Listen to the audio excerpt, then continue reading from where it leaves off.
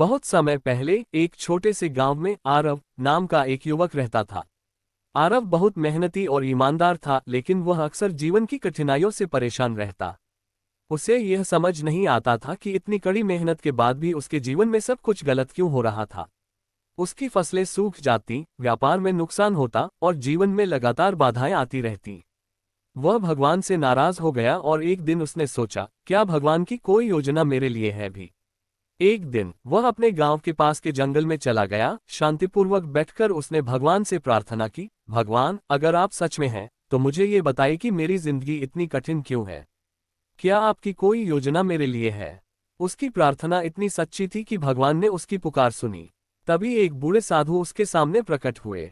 साधु ने उसकी परेशानी को समझते हुए मुस्कुराते हुए कहा, बेटा, भगवान की योजना को हम सभी समझ नहीं सकते, लेकिन उस पर विश्वास रखना जरूरी है। मैं तुम्हें एक कहानी सुनाता हूँ। साधु ने कहा, एक बार एक किसान था जो अपने जीवन से बहुत निराश था। उसकी भी फसलें सूख जाती और उसे लगता था कि भगवान ने उसे त्याग दिया है। लेकिन एक दिन किसान को स्वप्न में भगवान प्रकट हुए और उन्होंने कहा, तुम्हें धैर्य रखना होगा। मैं तुम्हारे लिए एक योजना बना रहा हूँ। वह किसान भी तुम जैसे परेशान था, लेकिन उसने भगवान पर विश्वास रखा और अपने कर्म करता रहा। एक दिन भारी बारिश हुई और उसकी सारी सूखी जमीन फिर से हरी भरी हो गई। जिस जमीन को वह बंजर समझ रहा था, वहां अब नई फसलें लहलहा रही थीं। किसान ने समझा कि भगवान की योजना कभी कभी समय लेती है, लेकिन उसमें हमेशा कुछ अच्छा छिपा होता है।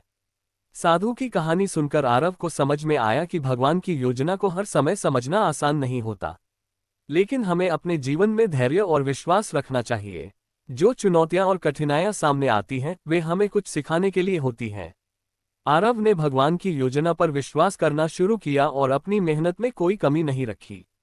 समय के साथ उसकी मेहनत रंग लाई, उसकी फसलें हरी भरी हो गईं और व्यापार में भी सुधार हुआ। उसने महसूस किया कि भगवान ने उसे जो समय और चुनौतियां दी, वे उसे और मजबूत और समझदार बनाने के लिए थीं। इस तरह आरव ने सीखा कि भगवान की योजना हमेशा हमारे भले के लिए होती है, चाहे वह हमें उस पल में समझ में आए या नहीं।